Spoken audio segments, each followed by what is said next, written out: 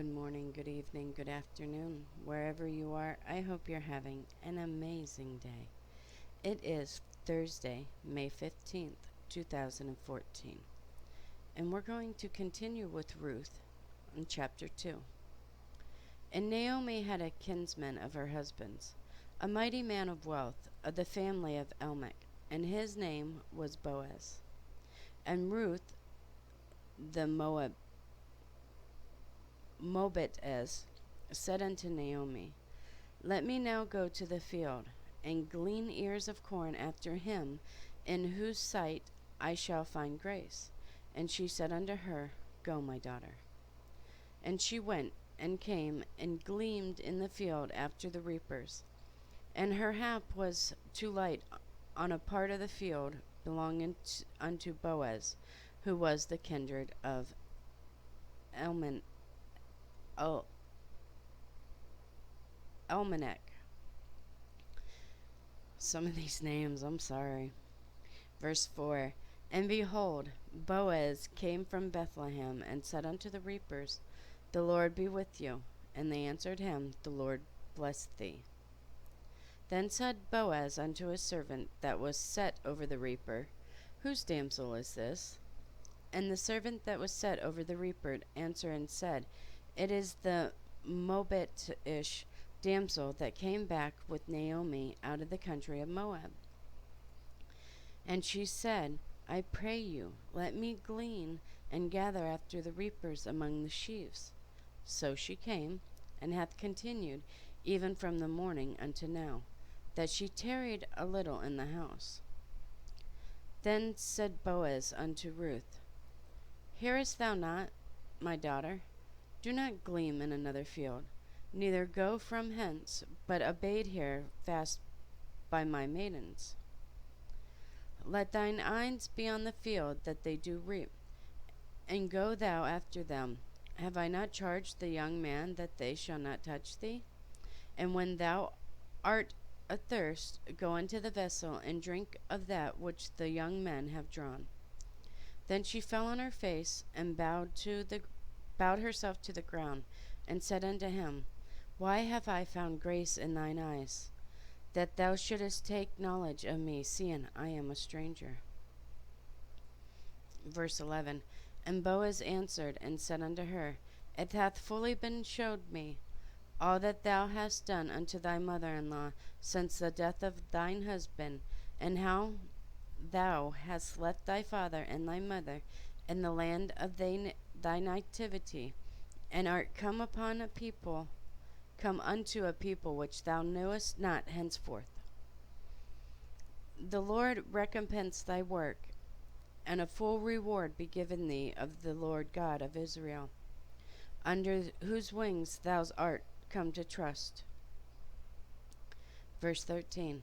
Then she said, Let me find favor in thine sight, my Lord, for that thou hast comforted me, and for that thou hast spoken friendly upon thine handmaid, though I be not like unto one of thine handmaidens.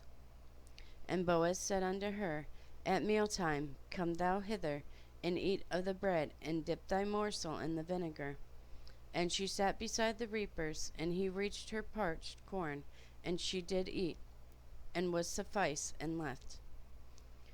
And when she was risen up to glean, Boaz commanded his young men, saying, Let her glean, even among the sheaves, and reproach her not. And let fall also some of the handfuls of purpose for her, and leave them, that she may glean them, and rebuke her not. Verse 17.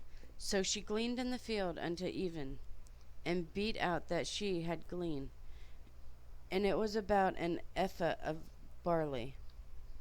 And she took it up, and went into the city, and her mother-in-law saw that she had gleaned, and she had brought forth, and gave to her that she had reserved after she was sufficed. And her mother-in-law said unto her, What hast thou gleaned today? And where wroughtest thou? Blessed be he that did take knowledge of thee. And she showed her mother-in-law with whom she was wrought, and said, The man's name with whom I was wrought today is Boaz. Verse 20. And, Naomi said unto her daughter-in-law, Blessed be he of the Lord, who hath not left off his kindness to the living and to the dead. And Naomi said unto her, The man is near of kin unto us, one of our next kinsmen. And Ruth the Moabitess said, He said unto me also, Thou shalt keep fast by my young men until they have ended all my harvest. And Naomi said unto Ruth her daughter-in-law, It is good, my daughter, that thou goest out with his maidens, that they meet thee not in any other field. And the last verse, verse 23 of chapter 2. So she kept fast by the maidens of Boaz, to glean unto the end of barley harvest, and of wheat harvest, and dwelt with her mother-in-law. And that concludes chapter 2 of Ruth.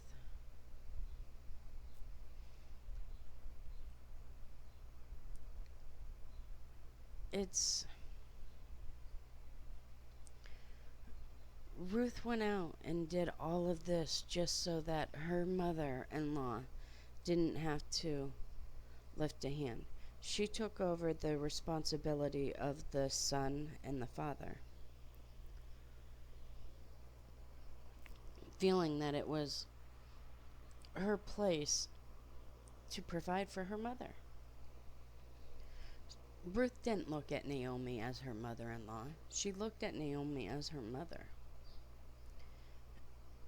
And she felt in her heart that it was her responsibility to take care of Naomi, being her mother, and being that Naomi had no other kin as far as husband and sons to tend to her.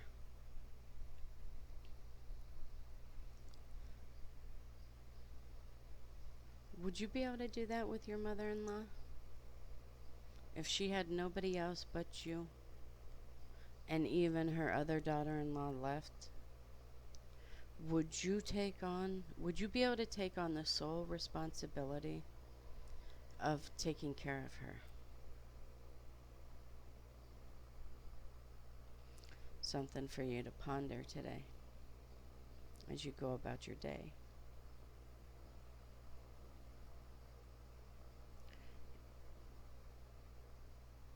Peace be in you, my brothers and sisters.